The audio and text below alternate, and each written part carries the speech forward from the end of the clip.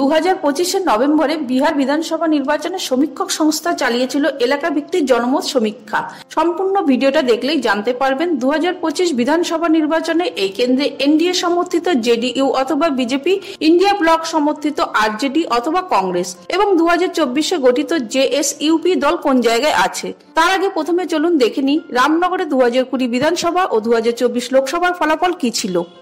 রামনগরে 2020 সালের বিধানসভা নির্বাচনে বিজেপি প্রার্থী ভাগীরথী দেবী পেয়েছিলেন মোট 39.57% ভোট। কংগ্রেস প্রার্থী রাজেশ রাম পেয়েছিলেন 31.28% ভোট। বিপিপি প্রার্থী সুবোধ কুমার পেয়েছিলেন 13.67% ভোট। ফলে 2020 সালের নির্বাচনে রামনগর বিধানসভা কেন্দ্র থেকে জয়ী হন বিজেপি প্রার্থী ভাগীরথী দেবী।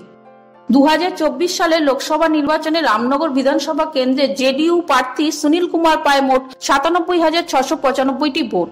আরজেডি প্রার্থী দীপক যাদব পায় 73,390টি ভোট। অন্যদিকে বিএসপি প্রার্থী দুর্গেশ সিং চৌহান পান 2,748টি ভোট। ফলে বলা যায় রামনগর 2024 লোকসভা নির্বাচনে জেডিইউ প্রার্থী সুনীল কুমার বেশ কিছু ব্যবধানে এগিয়ে রয়েছে।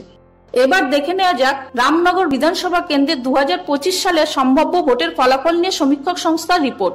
এই রিপোর্ট অনুযায়ী এনডিএ সমর্থিত বিজেপি পেতে পারে 37.72% ভোট, ইন্ডিয়া ব্লক সমর্থিত কংগ্রেস পেতে পারে 30.17% ভোট, জেএসইউপি পেতে পারে 13.64% ভোট আর নোটা পেতে পারে 3.84% ভোট। সেক্ষেত্রে বিজেপি ও কংগ্রেসের ভোট কিছুটা কমতে পারে।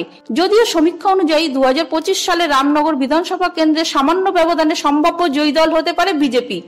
সবশেষে বলা যায় সমীক্ষাটি রামনগরের কিছু সংখ্যক মানুষের মতামতের উপর ভিত্তি করে তৈরি হয়েছে, তাই এর ফলাফল বাস্তবে মিলতেও পারে আবার নাও মিলতে পারে। ফলে আমাদের ফলাফল পর্যন্ত অপেক্ষা করতেই হবে। তবে জানিয়ে রাখি এই রিপোর্ট সম্পূর্ণভাবে ডিবির থেকে পাওয়া। বাংলায় রিপোর্ট ইউটিউব চ্যানেল নিজস্ব কোনো মতামত এতে প্রকাশ করেনি।